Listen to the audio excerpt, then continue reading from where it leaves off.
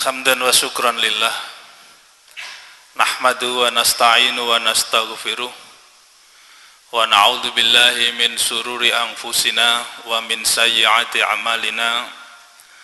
May yahdihillahu fala mudhillalah wa may yudlil fala hadiyalah.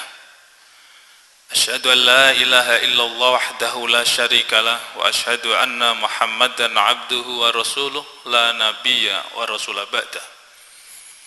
Allahumma salli wa sallim ala sayyidina Muhammad wa ala alihi wa ashabi ajmain. Wa qala ta'ala fi kitabil aziz, a'udzu billahi minasy syaithanir rajim. In ahsantum ahsantum li anfusikum wa in asatum falaha al-ayah.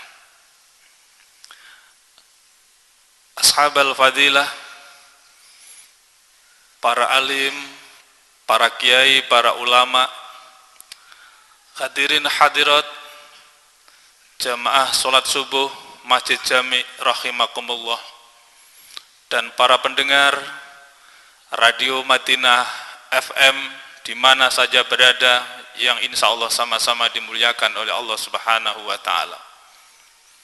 Syukur alhamdulillah, pada pagi hari ini Allah Subhanahu wa Ta'ala telah memberikan satu kenikmatan kepada kita sekalian, hadir di majlis yang penuh mubarak, majlisul ilmi, majlisul ibadah. Sungguh mulia kita semuanya dihadirkan di tempat yang suci ini, di tempat yang penuh mubarak. Mudah-mudahan langkah kita menuju ke tempat ini dicatat oleh Allah sebagai amal yang soleh dan solihah. Tak terasa di dalam ibadah puasa kita pada bulan Ramadan saat ini, ternyata kita sudah masuk ke hari ke-15. Subhanallah. Tak terasa, begitu cepat. Bulan Ramadan akan segera meninggalkan kita. Dan bulan Ramadan pula yang menghadiri kehidupan kita ini. Untuk itu, pada pagi hari ini, satu tema yang kami usung terkait dengan masalah ilmu dan dinamika kehidupan manusia. Di dalam sabda Rasulullah Muhammad sallallahu alaihi wasallam, likulli syai'in tariqun, kata Rasulullah, wa tariqul jannah al ilmu. Segala sesuatu itu ada jalannya. Untuk itu orang hidup ini sebetulnya enggak boleh susah, karena pasti ada jalan keluar,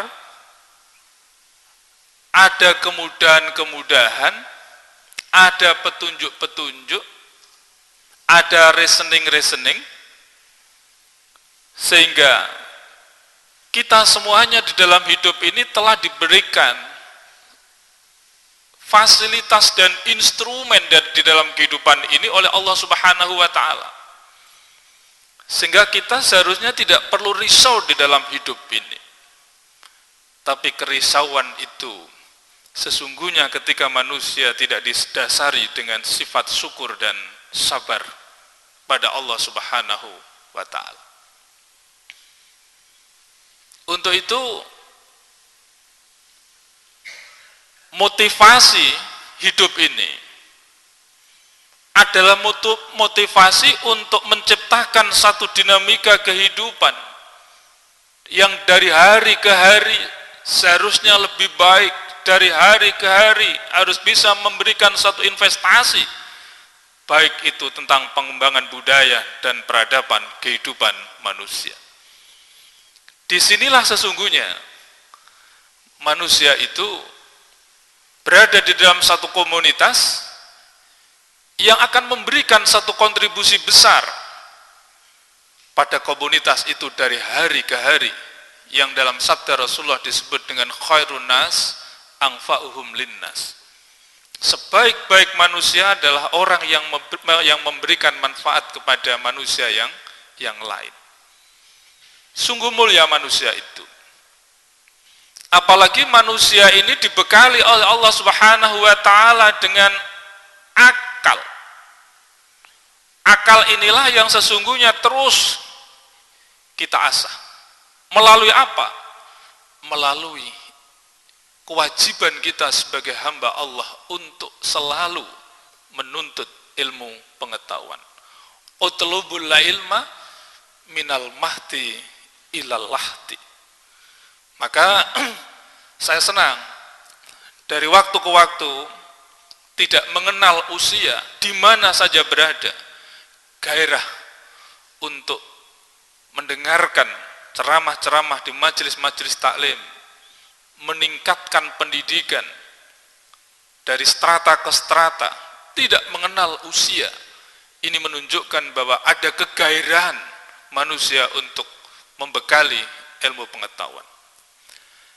Karena ilmu pengetahuan menjanjikan sekali di dalam hidup ini. Kalau tadi saya katakan atau yang disabdakan oleh Rasulullah, wa tariqul jannah al ilm, untuk menuju surga Allah, ini adalah ilmu pengetahuan. Ilmu pengetahuan bukan hanya sekedar dirajikan sebagai sebuah pemahaman.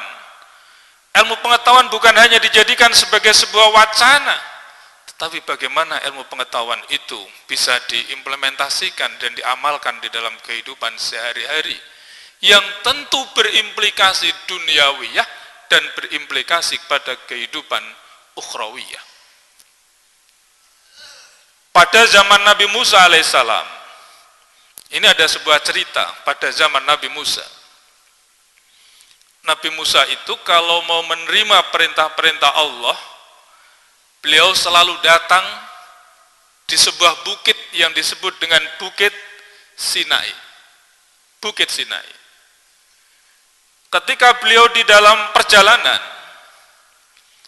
ini menemukan seorang hamba Allah yang ahli ibadah. Yang ahli ibadah.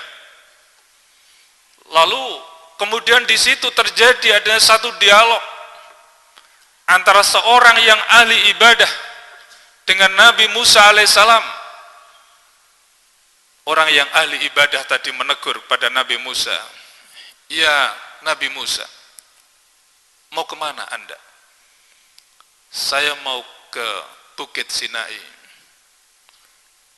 Bolehkah saya pesan dan sekaligus saya ditanyakan apa yang ada pada diri saya ini pada Allah Subhanahu wa taala?" Sesungguhnya Nabi Musa, saya ini telah berpindah dari kehidupan dunia ke dalam kehidupan akhirat, melakukan uzlah sudah kurang lebih sekitar 40 tahun lamanya. Baik, nanti saya akan sampaikan pada Allah Subhanahu wa taala. Orang yang ahli ibadah. Nabi Musa alaihissalam menuju ke Bukit Sinai, dan di situ memang beliau telah menerima perintah-perintah Allah.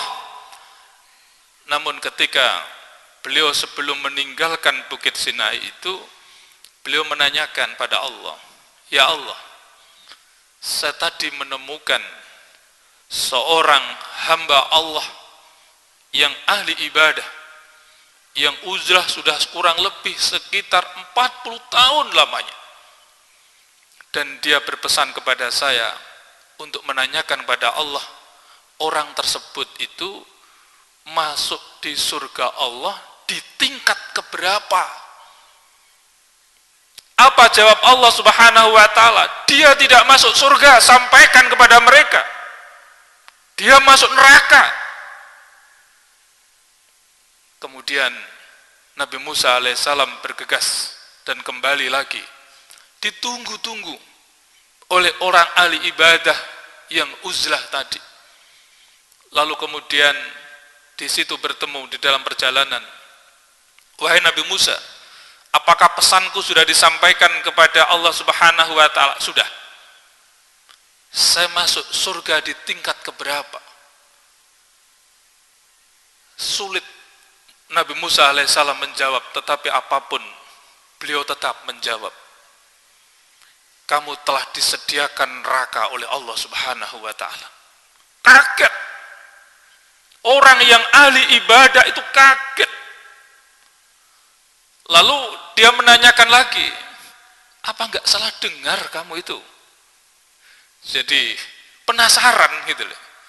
Jadi orang ahli ibadah kok masuk neraka? Ini kalau secara rasio atau juga berbagai macam bacaan literatur mesti mereka masuk surga, tapi masuk neraka. Nah, orang yang ahli ibadah, kamu nanti kalau kembali lagi ke Gunung Sinai, tolong tanyakan. Saya pikir kamu ini, pendengaran kamu yang gak pas ini kira-kira. Penasaran itu. Lalu kemudian, di suatu ketika, Nabi Musa alaihissalam kembali lagi ke Bukit Sinai, dan sekaligus menanyakan, orang yang ahli ibadah tadi itu masuk surga atau masuk neraka. Lalu kemudian Allah Subhanahu wa taala ketika ditanya lagi oleh Nabi Musa, sembari yang orang ahli ibadah tadi itu berdoa pada Allah Subhanahu wa taala. Ketika Nabi Musa menuju ke Bukit Sinai, dan orang ini berdoa, ya Allah ya Tuhan kami, andaikan betul saya dimasukkan ke neraka yang telah engkau siapkan untuk saya, maka tolong besarkan badan saya, supaya neraka itu hanya sayalah yang menempati, tapi manusia yang lain jangan sampai menempati neraka itu.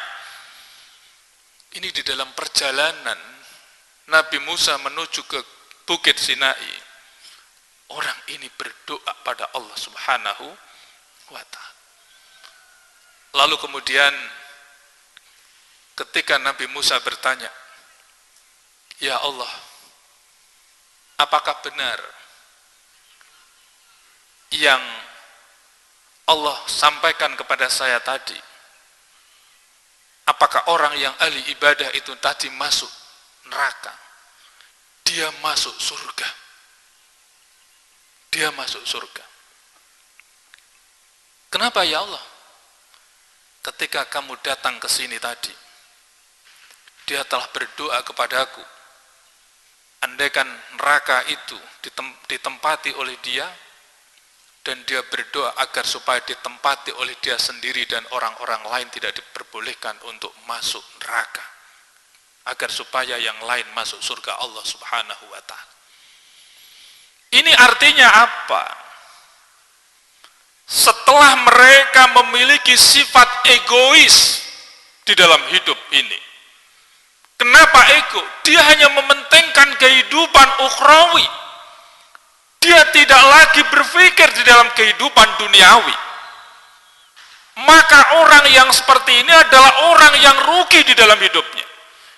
Karena dia ciptakan untuk mengelola dan memanfaatkan alam ini untuk beribadah pada Allah Subhanahu wa ta'ala, tetapi dia menjauhi itu semuanya. Subhanallah. Maka di dalam kehidupan kita ini tidak boleh semata-mata kita hanya beribadah yang sifatnya mahdhah, tetapi kita menghindari ibadah-ibadah yang bersifat ghairu mahdhah.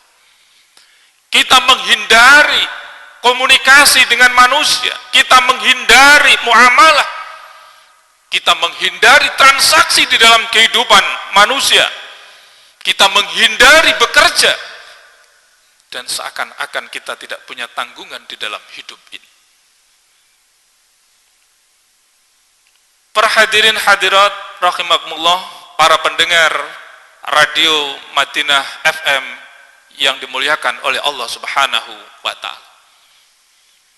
Inilah sesungguhnya pentingnya ilmu untuk membimbing manusia. Untuk membimbing manusia. Oleh karenanya sabda Rasulullah Muhammad sallallahu alaihi wasallam menegaskan, man arada dunya fa alaihi bil ilmi wa man arada al akhirata fa alaihi bil ilmi wa man aradahuma fa alaihi bil ilmi. Instrumen utamanya adalah ilmu. Maka siapa yang menguasai ilmu dunia, dia akan menguasai dunia ini. Siapa yang menguasai ilmu akhirat, dia juga akan menguasai akhirat. Tetapi ketika dia mencoba untuk mengkolaborasikan hidup ini,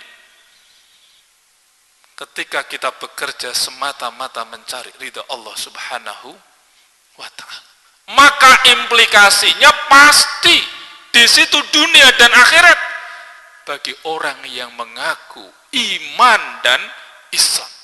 Iman dan Islam kuncinya di situ. Iman dan Islam. Maka jangan sampai keliru. Berbagai macam aktivitas yang kita lakukan, jangan berpikir aku oleh opo, aku dapat keuntungan apa. Tetapi apakah yang saya lakukan ini betul-betul telah memberikan kontribusi, telah memberikan manfaat kepada keluarga saya, kepada lingkungan saya, kepada masyarakat sekitar atau tidak? Maka dari itu orang yang berilmu, maka di dalam surat Al-Mujadalah ayat 11, yarfa'illahu alladhina amanu minkum walladhina utul ilma darajat. Allah akan meninggikan derajat bagi orang-orang yang berilmu pengetahuan ini. Sehingga yang terjadi apa?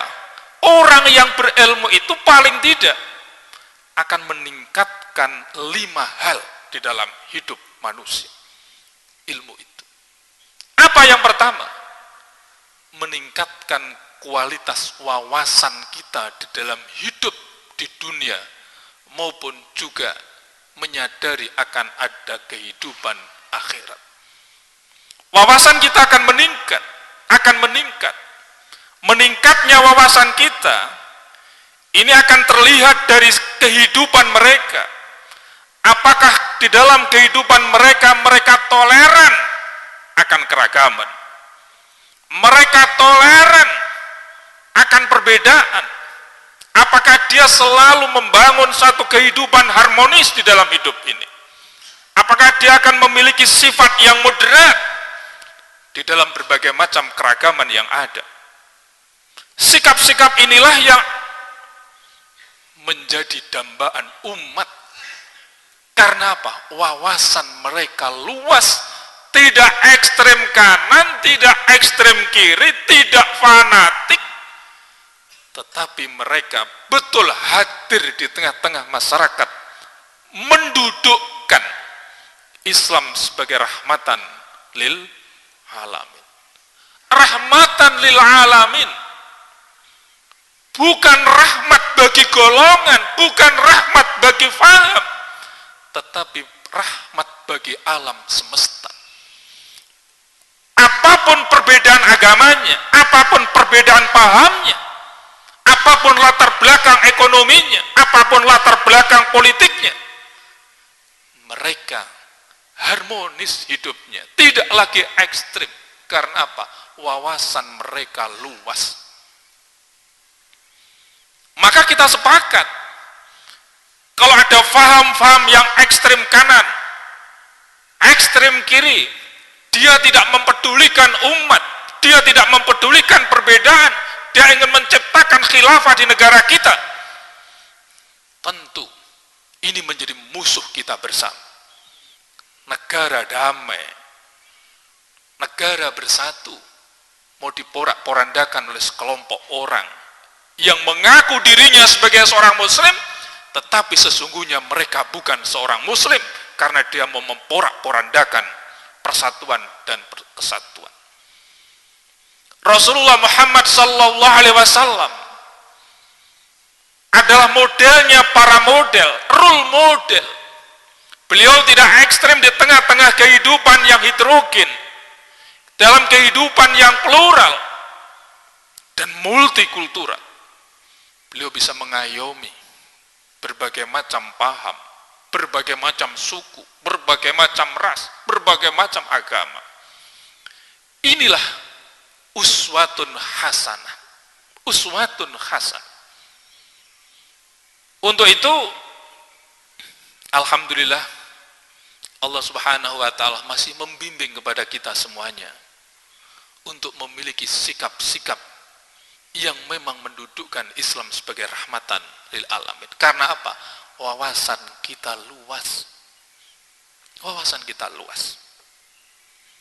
Boleh kulit berbeda, boleh agama berbeda, boleh suku berbeda, boleh ras dan lain sebagainya. Tetapi sesungguhnya itu adalah merupakan kekayaan dunia ini yang satu sama lain saling toleran, satu sama lain saling menghormati. Betapa indahnya dalam hidup ini. Betapa indah. Nah, kesadaran ini harus muncul pada diri umat Islam. Kita semuanya ini, kita semuanya ini. Yang kedua, ilmu pengetahuan akan meningkatkan kualitas kerja seseorang. Kualitas kerja seseorang. Karena apa? Dia memiliki bekal, dia memiliki skill, dia punya kemampuan. Sehingga di dalam hidupnya ini, dia selalu melakukan perubahan-perubahan di dalam dia bekerja di situ. Etos kerja meningkat.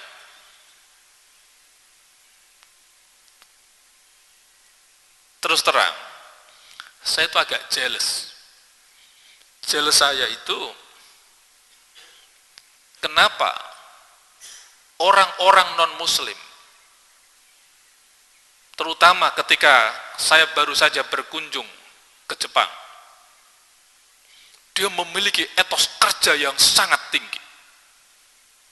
Gak ada orang yang santai-santai itu. Dia memang memproduksi. Etos kerjanya luar biasa. Gak ada orang yang berada di dalam sebuah kantor santai-santai, itu gak ada. Gak ada. Etos kerjanya tinggi sekali. Untuk apa? Untuk mengembangkan budaya dan peradaban. Paling tidak menurut saya, spirit-spirit dari siapapun orangnya, dari siapapun golongannya, dari siapapun latar belakang negaranya, selama memberikan kontribusi positif, bisa kita ambil. Kita tidak terlalu fanatik kaitannya dengan persoalan-persoalan itu. Nggak boleh fanatik. Spirit Islam ini sesungguhnya berada pada tingkatan yang paling tinggi. Ya'lu wa la yu'la alah. Spirit Islam. Apa yang ada di dunia ini yang tidak ada di dalam agama kita? Semua ada. Jangan sampai spirit agama kita ini diambil oleh umat-umat atau agama-agama lain. Dia punya agama Tokugawa, dia punya agama Zoroaster dan lain sebagainya itu. Kebersihan luar biasa. Ternyata an-nadhafatu minal iman kita dibawa oleh mereka. Kapan kita bisa menciptakan satu iklim peningkatan kinerja yang bagus, menciptakan lingkungan yang indah dan bersih? Karena apa? Kalau sudah begitu, maka negara kita ini akan lebih terhormat lagi. Lingkungan kita bersih, lingkungan kita indah, kinerja meningkat. Ini motivasi agama kita. Motivasi agama kita. Motivasi agama kita bekerja. Ikmal. Lidunyaka ka'annaka ta'isu abadan. Wa'mal li akhiratika ka'annaka tamutu ghadan.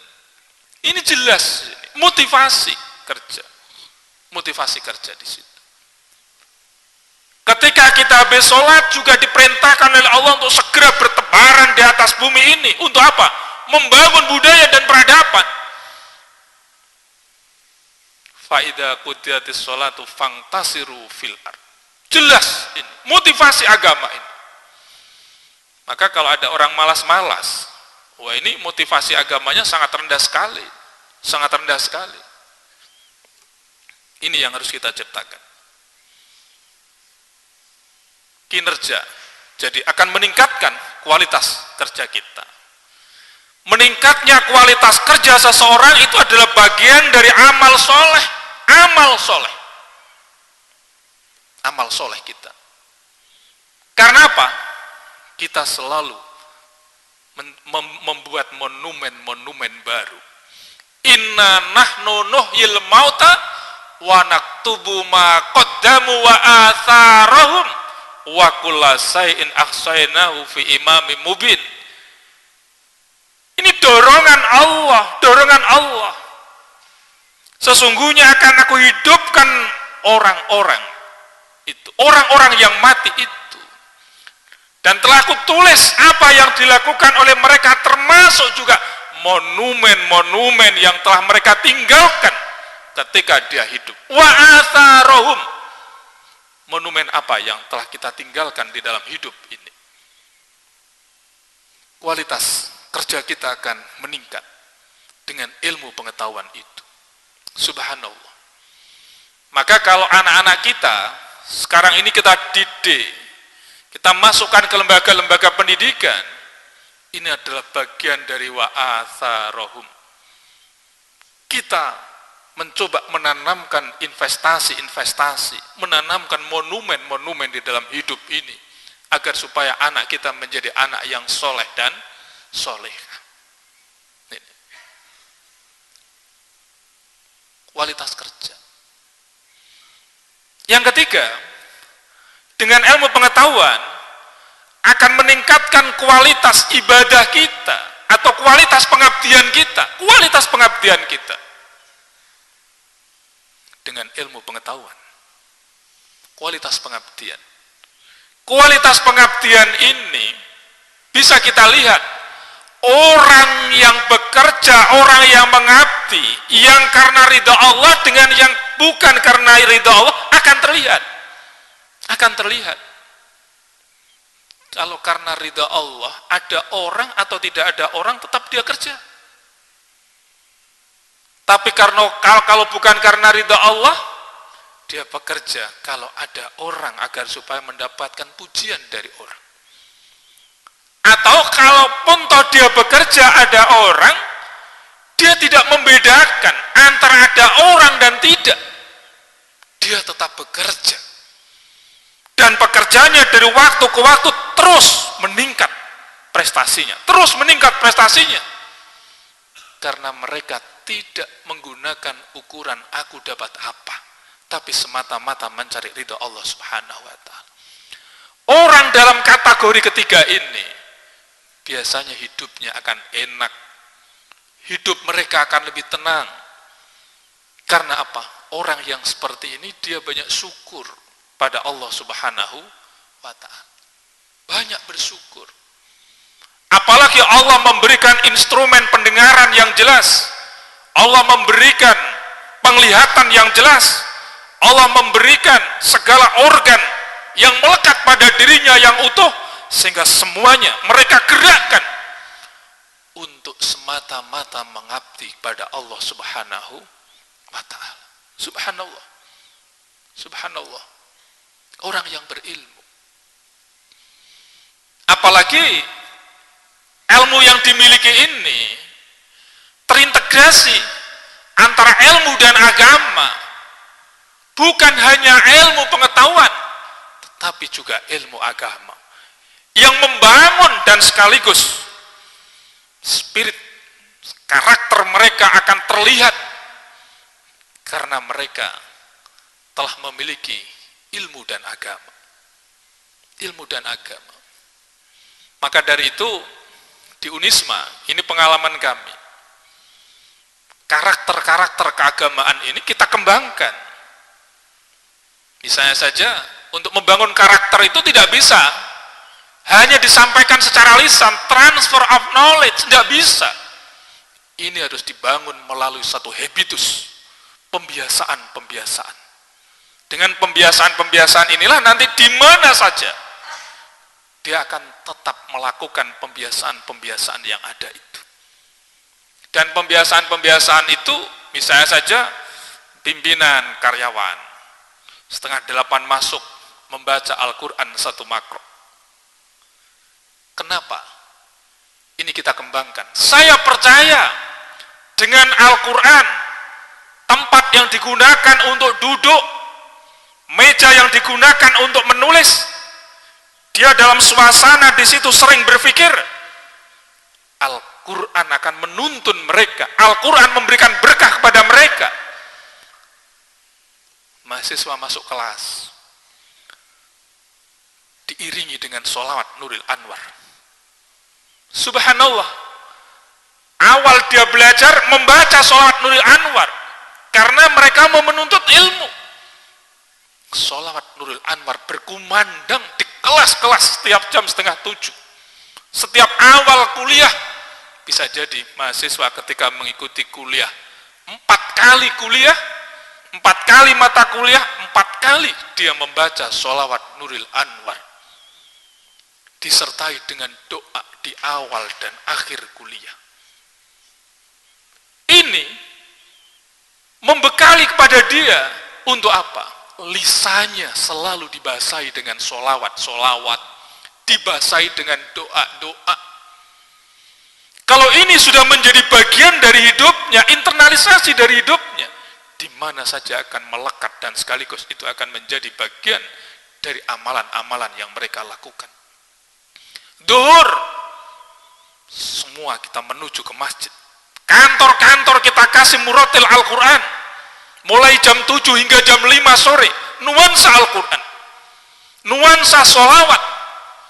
Setiap Rabu, bulan pertama, kita khotmil Quran.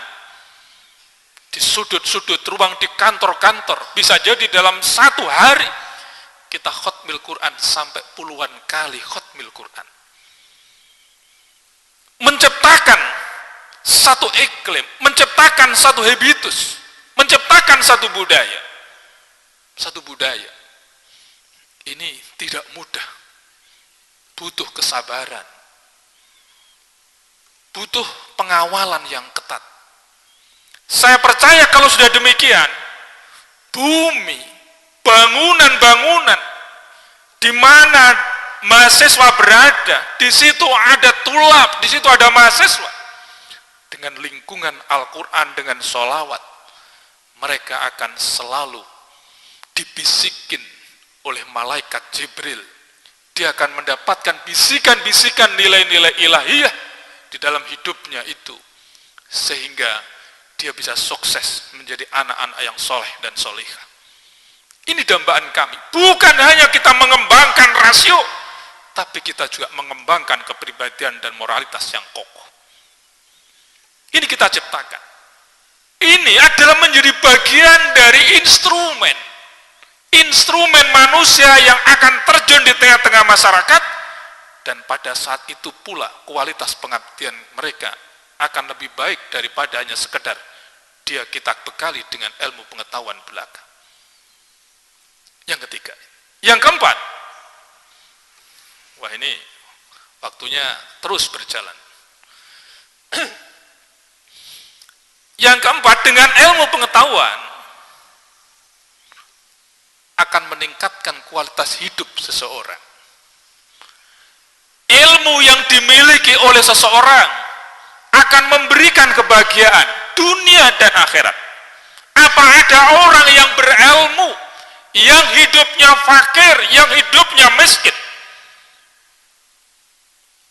Orang yang berilmu, hidup mereka akan bahagia.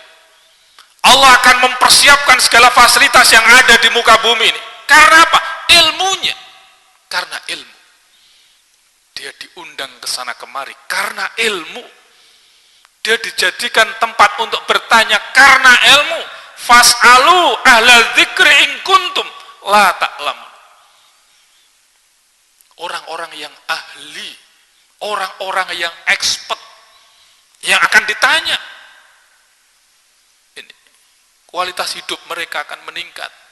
Nah, kalau saat ini guru-guru gitu ya, dosen-dosen, kesejahteraan mereka semakin meningkat. Karena apa?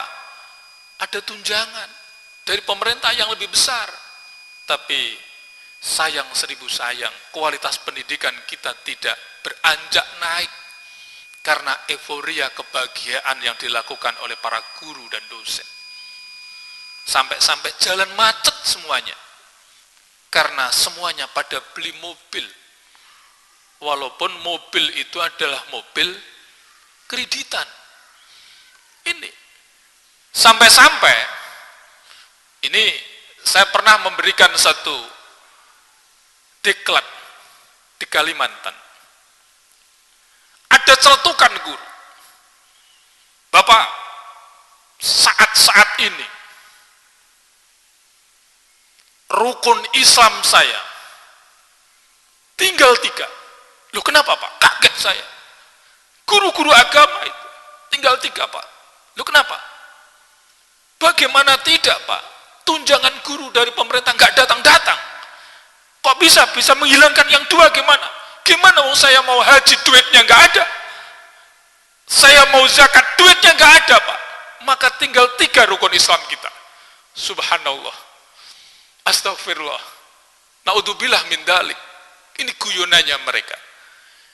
Ini berarti apa? Kualitas pengabdian mereka pada Allah Subhanahu wa taala perlu dipertanyakan itu. Perlu dipertanyakan. Kualitas hidup ini kalau dikemas dengan syukur dan sabar, itu sungguh akan mendapatkan satu kemuliaan dan kebahagiaan buat kita semuanya. Kualitas hidup dengan ilmu. Dan yang terakhir, dengan ilmu akan meningkatkan kualitas ketakwaan kita kepada Allah Subhanahu wa ta'ala. Ilmu ibadahnya semakin baik, hidupnya di tengah-tengah masyarakat semakin baik. Ini dengan ilmu akan menciptakan satu ketenangan hidup. Dan itu perintah Allah. Inna akramakum indallahi atqakum. Hanya orang yang bertakwa. Imtithalul awamiri wajtinabun nawahiyah. Para hadirin, hadirat yang dimuliakan oleh Allah Subhanahu wa taala. Para pendengar radio Madinah FM. Mudah-mudahan sedikit apa yang saya sampaikan ada guna dan manfaatnya. Mudah-mudahan Allah Subhanahu wa taala selalu memberikan bimbingan kepada kita dengan ilmu pengetahuan. Dengan ilmu pengetahuan inilah yang akan menjadi instrumen kebahagiaan kita dunia dan akhirat. Kuncinya dengan ilmu akan kita jadikan sebagai momentum untuk membangun sebuah budaya dan peradaban untuk kejayaan umat manusia. Baik, itu mungkin Ustadz kalau ada tanya jawab saya persilahkan. Terima kasih pada Pak Profesor. Mungkin dari jamaah ada yang mau menanyakan. Terima kasih. Silakan Pak Profesor. Assalamualaikum warahmatullahi wabarakatuh. Bapak Rektor yang terhormat, sungguh sangat berharga apa yang telah disampaikan tadi, membuka wawasan dan mindset kita tentang keilmuan. Pak Rektor menjelaskan memang di sini tidak ada dikotomi antara ilmu duniawi dan ukhrawiyah. Saya mengutip dari statementnya Pak Habibie, seandainya dia bisa kembali, gitu ya, dia lebih memperhatikan lebih banyak porsinya dia belajar agama. Karena memang kita dulu masih muda, keluar negeri kemana-mana, sudahlah semacam itu. Nah, kita akan sangat bangga ya terhadap diri kita. Tetapi dengan bertambahnya usia, mungkin sama dengan Pak Habibie, mungkin ukhrawiyah ini yang kelihatannya lebih, proporsinya lebih dibandingkan dengan yang duniawi. Artinya apa? Dengan bertambahnya umur ini kita sadar bahwa kita akan kembali kepada Kholik. Oleh karena itulah maka saya ingin menanyakan kepada Pak Rektor, kira-kira untuk keluarga-keluarga baru, saya dulu itu untung saya masih bisa duduk di masjid ini ya. Jadi kalau misalnya banyak sekarang, saya itu sangat appreciate terhadap keluarga-keluarga baru yang menyekolahkan anaknya itu yang bukan hanya ke sekolahan umum tetapi lebih banyak ke seperti MIN, nah, semacam itu. Oleh karena itulah maka proporsi inilah yang kita harus pikirkan baik-baik ke keluarga muda. Memang meskipun tidak ada dikotomi, mungkin lebih mengarah kepada tidak hanya keilmuan duniawi tetapi juga akhrawi lebih banyak. Terima kasih.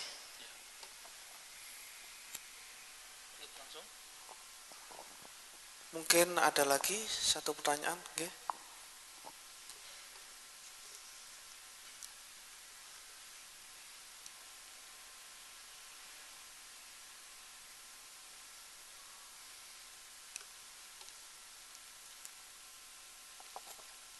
Bismillahirrahmanirrahim. Assalamualaikum warahmatullahi wabarakatuh. Waalaikumsalam. Terima kasih atas kesempatan yang diberikan untuk bertanya. Pertama yang saya tanyakan, Prof, berkaitan dengan sejarahnya pertemuan Al-Abid dengan Nabi Musa tadi. Kalau ditarik benang pada saat ini, seperti umroh itu ada beberapa yang hampir tiap bulan umroh, padahal di sekitar lingkungannya masih banyak yang membutuhkan. Bagaimana itu statusnya seperti itu? Yang kedua,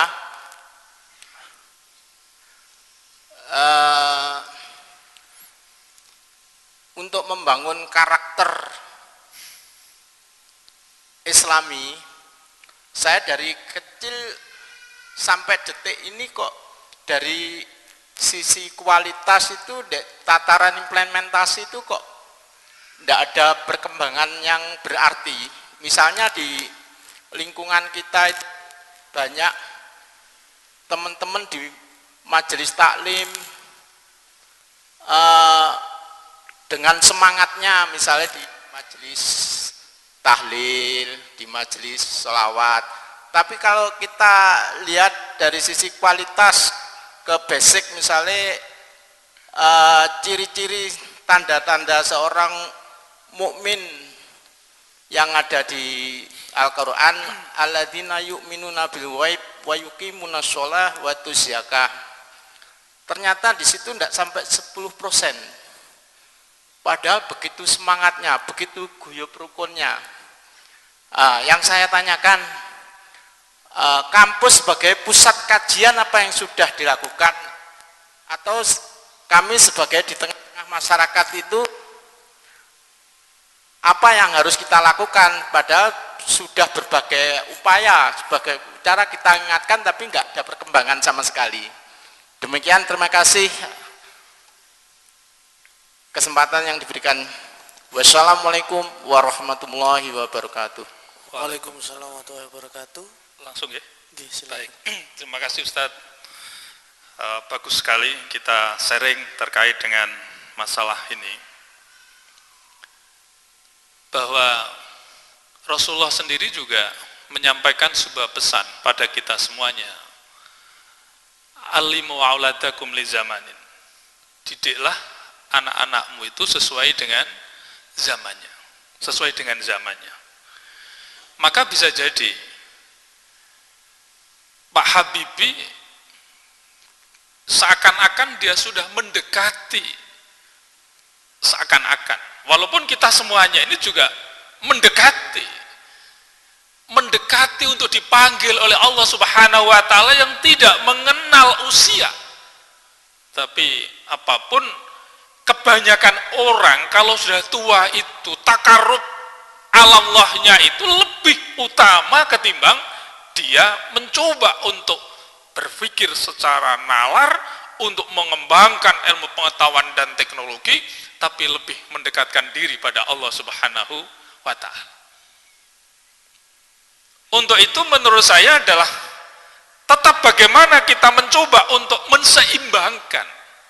menseimbangkan ilmu dunia dan ilmu akhirat. Karena apa? Ilmu dunia ini adalah investasi. Selama itu tadi instrumennya adalah lillah, karena Allah Subhanahu wa ta'ala. Itu bukan berarti kemudian itu seakan-akan ilmu umum. Ilmu umum ini jembatan juga loh, ini jembatan. Misalnya saja apa yang telah dilakukan oleh seorang Boeing bisa menciptakan pesawat terbang. Berapa manfaat telah diberikan kepada umat manusia di dunia ini. Andaikan beliau itu masuk Islam,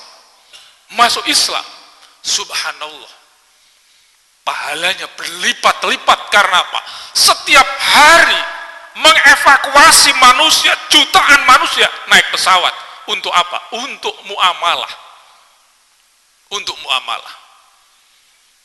Maka orang Islam tidak boleh kemudian lebih memprioritaskan, tetapi kedua-duanya ini menjadi penting.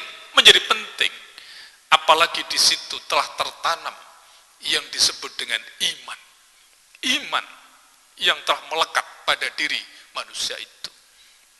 Jadi ada semacam motivasi hidup.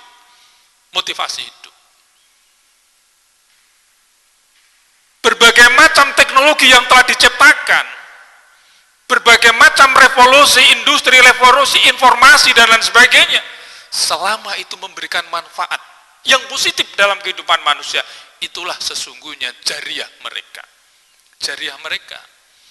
Maka di dalam hadis Nabi itu ada disebut dengan aw ilmin yuntafa'u bihi. Itu.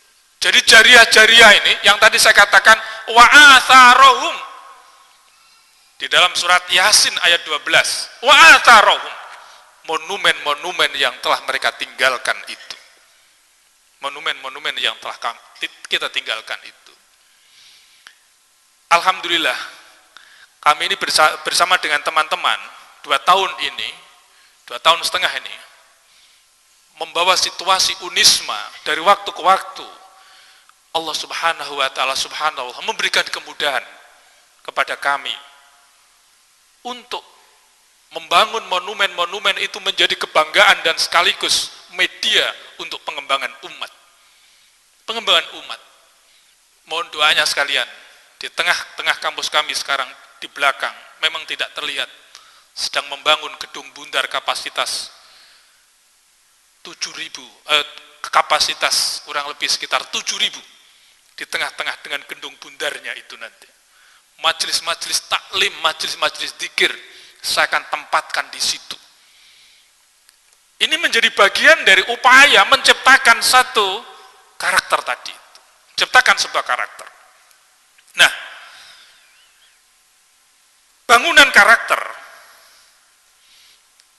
ini memang tidak bisa hanya dikemukakan tadi, tapi harus diberikan contoh. Contoh, Pak. Kami di tempat kami, dalam satu tahun orientasi kami adalah membangun mindset masyarakat. Untuk apa? Sadar infak, sadar sodakoh, sadar zakat, sadar wakaf. Hampir 1 tahun kami punya orientasi di majelis taklim, di tahlil situ, di masjid, khotib, kita minta orientasinya adalah penyadaran mereka infak, sodakoh, zakat, wakaf. Lalu kemudian kita ajak bersama-sama, kita siapkan kaleng. Masyarakat yang ingin bersodakoh tolong ambil kaleng bawa pulang. Nanti setiap awal bulan serahkan lagi ke masjid, dan setelah itu ambil kaleng yang kosong. Ternyata apa? Ini menjadi tradisi bagi anak-anak mereka untuk memasukkan ini koin-koin ini ke dalam kaleng ini. Ini pendidikan bagi anak untuk agar supaya dia memiliki sifat sosial yang tinggi di rumah ini. Udah masukkan kaleng situ. Ternyata apa? dalam 1 bulan dikumpulkan Pak itu tidak kurang dari 6 juta dalam 1 bulan. Masjid kecil, tidak kurang dari 6 juta. Untuk apa itu? Pendidikan diniyah kita gratiskan, tidak perlu membayar. Fakir-fakir miskin kita kasih mereka beasiswa, anak-anaknya. Orang jualan-jualan gorengan kita pinjamin mereka tanpa harus ada bunga, begitu. Nah, tapi sayang 1000 sayang, manajemennya kurang bagus sehingga tidak bisa berjalan dengan bagus ini. Andaikan manajemennya bagus, wah luar biasa ini. Karena apa? Kesadaran masyarakat mulai tumbuh dan berkembang, Pak. Mulai tumbuh dan berkembang. Ini habitus yang dibangun dulu, habitus yang dibangun. Maka menurut saya seperti kampus-kampus, perguruan tinggi, habitus ini bukan hanya sekedar diungkapkan, tapi keteladanan. Maka di tempat kami ini, kami mencoba, kami ikhtiar. Kalau nanti Bapak Ibu atau Bapak-Bapak sekalian ada waktu, habis asar ke kampus kami, kita buka bersamanya dengan mahasiswa. Ada kurang lebih sekitar 12.500 akan tumplek-plek di lapangan tengah, akan berbuka bersama pimpinan, dosen, karyawan dengan mahasiswa. Duitnya dari mana, Pak? Dari Allah Subhanahu wa Ta'ala. Untuk menciptakan kebersamaan, kita siapkan talam-talam gitu. Kita makan berlima dalam 1 talam, kita kembali lagi ke ma'had, kembali ke pesantren. Untuk apa itu? Membangun kebersamaan, membangun keguyuban satu sama lain yang seakan-akan tidak ada tabir, tidak ada batas. Mahasiswa, dosen, karyawan tumplek-plek jadi satu, makan bersama di situ. Nikmat. Dan ini kita ciptakan 2 bulan sekali, yang disebut dengan Unisma bersolawat. 2 bulan sekali, selalu ada solawat bersama-sama di kampus kami dan menghadirkan para kiai. Habitus, Pak, yang kita bangun. Kita edarkan kepada para dosen karyawan yang mau memberikan makan orang berpuasa, silahkan. Kita membuka diri di situ, membuka diri. Hall misalnya saja, yang mau bersedekah silahkan, kita buka di situ. Alhamdulillah, kesadaran mereka untuk sedekah semakin tinggi dari waktu ke waktu. Karena apa? Dibuatkan instrumen-instrumen, dibuatkan media-media, tetapi tentu harus ada seorang leader yang memadai di situ. Habitus, Pak, yang kita bangun di situ. Yang terakhir, saya setuju dengan Bapak. Dalam 1 bulan sekali berangkat umroh. Dalam 1 tahun bisa 3-4 kali umroh, tapi di lingkungannya orang-orang yang fakir dan miskin. Seharusnya mereka bisa menyisihkan sebagian harta bendanya tadi itu, menahan diri untuk kepentingan pribadi semata-mata, tetapi kepentingan masyarakat itu juga lebih utama ketimbang hanya sekedar kepentingan pribadi. Saya setuju, Pak, itu. Jadi akan memiliki satu konsep sustainable. Kehidupan manusia terus akan bisa dijaga dengan baik, dan dia akan jauh dari kadal fakru ayyakuna kufrun. Ini mereka akan mengentaskan mereka dari berbagai macam jeratan-jeratan ini, sehingga mereka akan menjadi orang-orang yang mulia di hadapan Allah Subhanahu wa Ta'ala. Kalau kita cekap semanten para kiai, sampun nggih. Sampun cekap. Oh, sampun cekap nggih. Kita berdoa mudah-mudahan Allah Subhanahu wa Ta'ala selalu membimbing kita semuanya. Dan mudah-mudahan Allah Subhanahu wa Ta'ala memberikan kesehatan kepada kita, dan mudah-mudahan seluruh keluarga kita, masyarakat muslim, dijaga oleh Allah Subhanahu wa Ta'ala. A'udzubillahi minasyaitonirrajim. Bismillahirrahmanirrahim. Allahumma shalli wa sallim ala sayyidina Muhammad wa ala ali sayyidina Muhammad walhamdulillahi rabbil alamin. Hamdas sakirin, hamdan na'imin, hamdan yuafi ni'amahu yukafi'u mazidah. Ya Rabbana lakal hamdu kama yanbaghi li jalali wajhika wa 'azimi sultanik. Allahumma shalli ala sayyidina Muhammadin salatan tunjina biha min jamil ahwali wal afat, wa wa taqdilana biha jami'al hajat wa tutahhiruna biha min jami'is sayyi'at wa tarfa'una biha indakal darajat wa tuballighuna bi asal ghayat min jamil khairati fil hayati wa ba'dal mamat. Allahumma anzilna munzalan mubarakan wa anta khairul munzilin. Allahumma yassir lana wa la tu'assir alaina umurad dunya wal akhirah. Allahumma ja'alna auladana wa durriyatina wa ahlana wa talamidana min ahlil ilmi wa ahlil khair wa ahlil Qur'an wa ahlil ibadah wa ahli ta'ah wa al-istiqamah birahmatika ya arhamar rahimin. Allahumma anfa'na bima 'allamtana wa 'allimna ma yanfa'una. Rabbana adkhilna mudkhala sidqin wa akhrijna mukhraja sidqin waj'alna min ladunka sultanan nasira. Wa qul ja'al haqq wa zaqal batil innal batila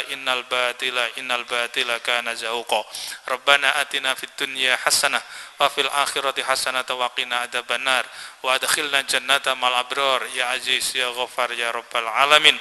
Subhana rabbika rabbil izzati amma yasifun wa salamun alal mursalin walhamdulillahi rabbil alamin. Wal afu minkum wallahu al-muwaffiq ila thariq. Wassalamualaikum warahmatullahi wabarakatuh.